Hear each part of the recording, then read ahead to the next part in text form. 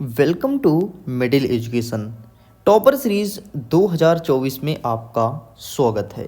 लीजिए स्टूडेंट्स, अब आपके सामने साइंस के उन सभी क्वेश्चंस को लेकर के आ चुका हूँ जो आपके वार्षिक परीक्षा में देखने को मिलेगा।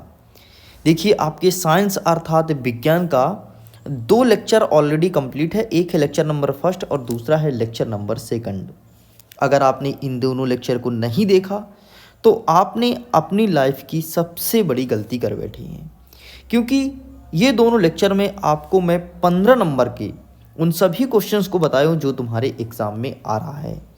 ये हमारा लेक्चर नंबर थर्ड होगा, जिसमें हम कवर करेंगे अध्याय नंबर 3 धातु और अधातु के उन सभी क्वेश्चन आंसर को जो 1 नंबर, 2 नंबर, 3 नंबर और 4 नंबर का हमारे एग्ज़ाम में देखने को मिलेगा। पूरा का पूरा टॉपर सीरीज हम कवर कर रहे हैं आपके अपने परीक्षा अध्ययन से। तो अगर आपके पास परीक्षा अध्ययन है तो दिन बेहतर है, नहीं है तो कोई बात नहीं। जिस क्वेश्चंस को मैं बोलता हूं आप उसे परीक्षा बोर्ड या फिर प्रश्न बैंक से ढूंढ करके और पढ़ लीजिए। डेफिनेटली आपका स्कूल में अच्छा स्कोर गेन होगा। देखिए स्टूडेंट्स, हम जैसे ही आगे बढ़ते हैं तो सबसे पहले देखने को मिलता है हमें एक ब्लूप्रिंट, और जो वार्षिक परीक्षा का पेपर है वो अकॉर्डिंग टू ब्लूप्रिंट ही डिजाइन किया जाता है। लेक्चर नंबर फर्स्ट में हमने 7 नंबर का कवर किया, लेक्चर नंबर सेकंड में 6 नंबर कवर किया एंड लेक्चर नंबर थर्ड में 5 नंबर का कवर करने वाले हैं। मतलब यहाँ से 2 नंबर, 3 नंबर और 4 नंबर के क्वेश्चंस बन सकते हैं। तो चलिए सीधे जंप करते हैं अध्याय नंबर 3 की तरफ, समझेंगे धातु और अधातु क्या होता है, फिर हम चैप्टर को स्टार्ट करेंगे। तो ये रहा आपके सामने अध्याय नंबर 3। हमारे अध्याय का नाम है धातु एवं अधातु। देखो, धातु का मतलब होता क्या है। आप सबने देखा होगा कि जब कोई चीज़ को हम पटकते हैं या पीटते हैं जिससे आवाज़ निकलती है उसे हम धातु कहते हैं। आज एक अच्छा एग्जाम्पल है, आपके घर में थाली होगा, थाली को आप पटकिए तो उसमें खन्ने की आवाज़ आएगी, मतलब वो धातु है। लेकिन जब हम कोई चीज़ को पटकते हैं जिसमें आवाज़ नहीं आती वो आपका अधातु कहलाता है। जैसे अभी मेरे हाथ में पेन है और देखो मैंने पेन को पटका, आपको कोई भी आवाज़ सुनाई नहीं दिया, यही तो आपका अधातु है। आप इस प्रकार से भी धातु और अधातु को पहचान सकते हैं। यदि आपको पहचानने में दिक्कत है तो और भी एग्जाम्पल्स में बता देता हूँ। धातु को पीटने से बढ़ता है। अगर कोई चीज़ को पीटिए और उसके आकार में वृद्धि हो वही तो धातु है। लेकिन अगर कोई चीज़ को पीटिए और उसके आकार में वृद्धि ना हो, समझिए वो अधातु है। मेरे पास यहाँ पर 2 टुकड़ा रखा है, एक है लोहे का और दूसरा है लकड़ी का।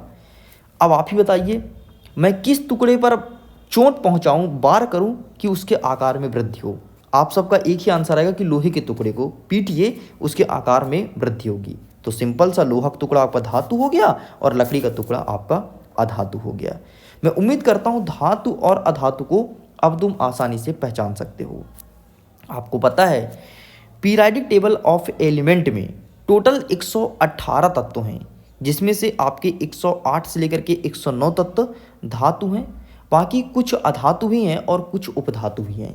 उपधातु की संख्या 7 है, बाकी कुछ अधातु हैं और ज़्यादातर आपको धातु देखने को मिलता है।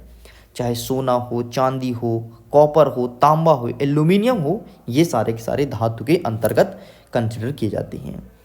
चलिए स्टूडेंट्स, अब हम यहाँ से क्वेश्चंस को कवर करेंगे, लेकिन उसके पहले मैं बता देता हूँ 1 नंबर के सारे क्वेश्चंस आपको टेलीग्राम पर प्रोवाइड करा जाएंगे। अगर आपने टेलीग्राम पर नहीं जुड़ा तो लिंक वीडियो के डिस्क्रिप्शन बॉक्स में है, चेकआउट कीजिए, टेलीग्राम पर जरूर जुड़िएगा। एक प्रश्न जो हर साल एमपी बोर्ड रिपीट करता है वो प्रश्न है कि द्रव अवस्था में कौन सी धातु पाई जाती है। इसका सही आंसर हो जाएगा आपका पारा या मरकरी। ये द्रव अवस्था में पाई जाती है धातु, लेकिन ना तो पीटने पर बढ़ती है, ना तो पटकने पर खन्न की आवाज़ आती है, ना तो कुछ। ये द्रव अवस्था में पाई जाती है। एकमात्र धातु पारा है जो कि एक अपवाद है। आपको पता है हर एक चीज़ में अपवाद होता है। आप खुद देखे होगे, अपवाद का एग्जाम्पल मैं दे देता हूँ। आपके स्कूल में बहुत सारे स्टूडेंट्स होंगे, बहुत सारे पढ़ने वाले स्टूडेंट्स होंगे, लेकिन कुछ ऐसे स्टूडेंट होंगे कि जो पढ़ाई भी अच्छा करता है और उदंड भी है। उदंड भी मतलब किसी से नहीं डरना, जो मन में करना है, छेड़ना है, किसी को पत्थर मारना है, लकड़ी मारना है ना, वो उदंड छात्र कहलाते हैं। लेकिन पढ़ने में भी होशियार है। आमतौर पर ऐसा माना जाता है कि जो पढ़ने वाले स्टूडेंट्स होते हैं वो शांत होते हैं और बहुत अच्छे होते हैं, लेकिन कुछ स्टूडेंट्स ऐसे भी होते हैं जो उदंड हैं लेकिन पढ़ते हैं, मतलब वो एक अपवाद है। ये तुम्हारे परीक्षा में देखने को मिलेगा। एक प्रश्न हमेशा और पूछता है कि ऐसा कौन सा धातु है जिसे मिट्टी के तेल में रखा जाता है। तो याद रखना बेटा, सोडियम है जिसे मिट्टी के तेल में रखा जाता है। ये सबसे अधिक क्रियाशील धातु है, रिएक्शन बहुत जल्दी करता है। अगर तुम खुले में इसे वायुमंडल में ऑक्सीजन के साथ रख दोगे, ये रिएक्शन करके एक विस्फोटक पदार्थ बनेगा और विस्फोट मचा देगा। ये तुमको एग्जाम्पल देखना है तो सिंपल सा तुम अमेजोन या फ्लिपकार्ट से सोडियम को घर में मंगाओ और सोडियम को निकाल करके तुम पानी में फेंकना, एकदम विस्फोट होगा, मतलब पानी में भी तुम पटाखे फोड़ लोगे। ठीक, लेकिन ऐसा प्रयोग कभी मत करना, तभी करना जब तुम्हारे सामने कोई शिक्षित या जागरूक व्यक्ति खड़ा है और उस प्रयोग को करवाने में वो समर्थ है, तभी जाकर के आप इस प्रकार के प्रयोगों को ट्राई करना, क्योंकि खतरनाक भी हो सकता है। चलिए अब हम 2 नंबर के क्वेश्चंस को कवर करते हैं। 1 नंबर के क्वेश्चंस 2 यहाँ से बन सकते थे, बाकी आपको टेलीग्राम पर बैक टू बैक भेजा जाएगा। सबसे पहले एक चीज़ ध्यान देखना कि भर्जन क्या होता है और निस्तापन का क्या मतलब होता है। ये दोनों चीज़ परीक्षा में कभी नहीं आता है, लेकिन आपको पता होना चाहिए। तो सिंपल सा, सल्फाइड एस्क को वायु की उपस्थिति में अधिक ताप पर गर्म करके वह संबंधित धातु के ऑक्साइड में परिवर्तित होता है, जिसे भर्जन कहते हैं। यहाँ पर निस्तापन की बात करता हूँ तो कार्बोनेट एस्क को वायु की सीमित मात्रा में उच्च ताप पर गर्म करने पर वह संबंधित धातु के ऑक्साइड में परिवर्तित होता है, इसे निस्तापन कहते हैं। ये तुम्हारे परीक्षा में नहीं आता है, लेकिन फिर भी यहाँ से तुम देख सकते हो। आगे बढ़ते हैं, नेक्स्ट क्वेश्चन को कवर करते हैं और कौन कौन से बन सकते हैं। तो पहला प्रश्न पूछेगा कि अपर रूपता से आप क्या समझते हैं। अब देखो, अपर रूपता को इंग्लिश में एलोट्रॉप कहते हैं। अपर रूप का मतलब क्या होता है, एक अच्छा एग्जाम्पल देता हूँ। देखो, आपके माता और पिता हो गए, तो माता और पिता हो गए तो इनकी 4 संतानें हैं और आप देखते हो चारों संतानें अलग अलग हैं। भाई निकले कहाँ से हैं? निकले तो एक ही माँ के पेट से है ना, लेकिन अलग अलग सभी के गुण है, अलग अलग नेचर है, अलग अलग स्वभाव है। इसका मतलब ये है कि एक ही माता पिता की ये 4 अपर रूप हो गए, उसे कहते हैं अपर रूप। मतलब ये कहता है कि जो निकलते तो समान चीज़ से हैं, बनते तो सेम एलिमेंट से हैं, लेकिन उनके गुण अलग अलग होते हैं, उसे कहते हैं अपर रूप। मैं उम्मीद करता हूँ समझ में आया होगा। अब मैं आता हूँ विज्ञान की भाषा में समझाता हूँ। तो देखो, ऐसे तत्वों जिनके भौतिक गुण में भिन्नता होती है लेकिन रासायनिक गुण समान होता है, उनका केमिकल रिएक्शन अंदर का जो है वो समान है, लेकिन भौतिक गुण भिन्न भिन्न है, उनका उपयोग अलग अलग है, इसे कहेंगे अपर रूप। एंड ये तुम्हारे परीक्षा में देखने को मिलेगा। कार्बन के 3 अपर रूप होते हैं, आपके यहाँ पर 2 ही लिखा है, देखो हीरा और ग्रेफाइट लिखा है। कार्बन के 3 अपर रूप होते हैं, हीरा, ग्रेफाइट और फुल्लेरीन।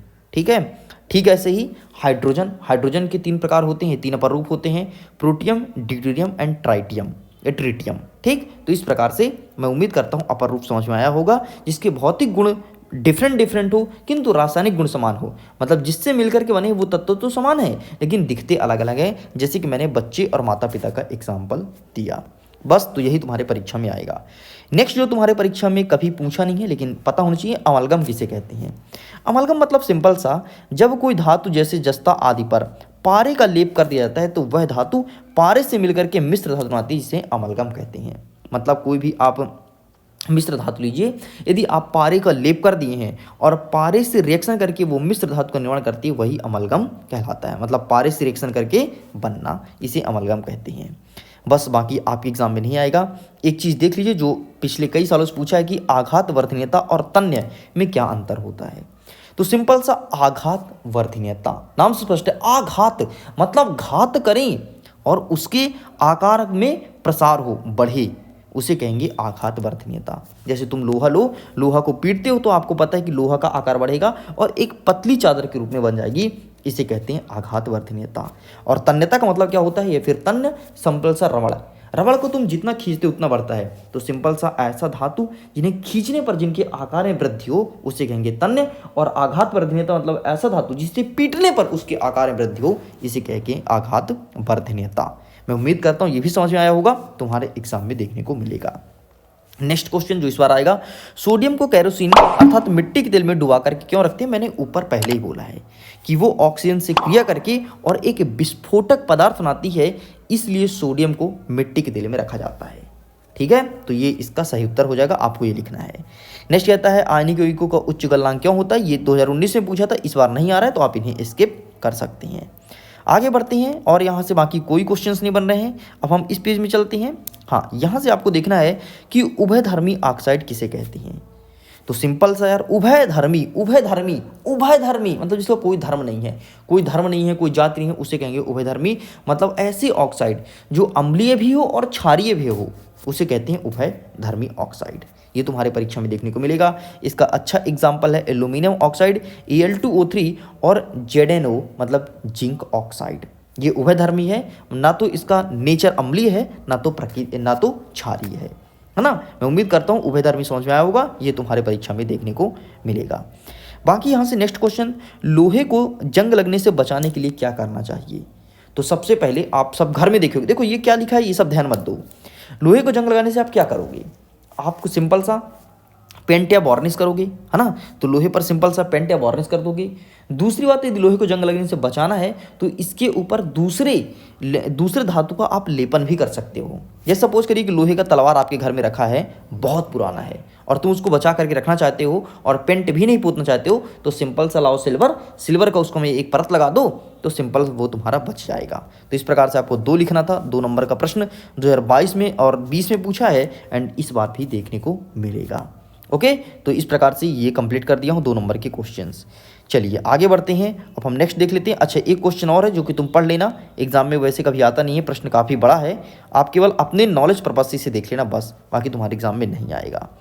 चलिए जी, हम आगे बढ़ते हैं। नेक्स्ट क्वेश्चन और कौन कौन से बन सकते हैं इसे कवर करते हैं। आघात वर्धनीयता और तन्य तन्यता मैं आपको समझा ही दिया हूँ, कोई दिक्कत नहीं। यहाँ पे कहता है कि 2 धातु का नाम बताइए जो प्रकृति में मुक्त अवस्था में पाई जाती है। तो आपका सोना हो गया और चांदी हो गया, ये दोनों धातु मुक्त अवस्था में पाई जाती है। गॉट इट, इस प्रकार से कंप्लीट होता है। नेक्स्ट देखते हैं, कमरे के ताप पर द्रव होता है, तो यहाँ पर आपको पारा लिखना है। चाकू को आसानी से काटा जा सकता है, तो यहाँ पर आपको सोडियम लिखना है। उष्मा की सबसे अच्छी चालक क्या होती है, तो यहाँ पर सिल्वर लिखना है, सिल्वर या कॉपर। और आप सब देखे होगे सिल्वर और कॉपर की वेल्डिंग भी की जाती है ना। कैसे, अरे बाइंडिंग करते हैं ना, बाइंडिंग जब का पंखा खराब हो जाता है या फिर मोटर, तो बाइंडिंग करते हैं, तो सिल्वर और कॉपर की बाइंडिंग होती है। और नेक्स्ट कहता है उष्मा की कुचालक कौन सी होती है, तो मरकरी या पारा होती है। ये क्वेश्चंस आपके एग्जाम में आएगा, इन्हें अच्छे से प्रिपेयर कर लीजिएगा, 1 वर्ड में डेफिनेटली देखने को मिलेगा। चलिए स्टूडेंट्स, तो यहाँ से इतने क्वेश्चन बन सकते थे। आगे देखते हैं, नेक्स्ट आपके एग्जाम में देखने को मिलेगा, निम्नलिखित को परिभाषित कीजिए। खनिज पूछा गया है 2020 में, इस बार पूछेगा अयस्क, जो कि 2019 में भी पूछा जा चुका है। तो अयस्क आपको अच्छे से प्रिपेयर करना है।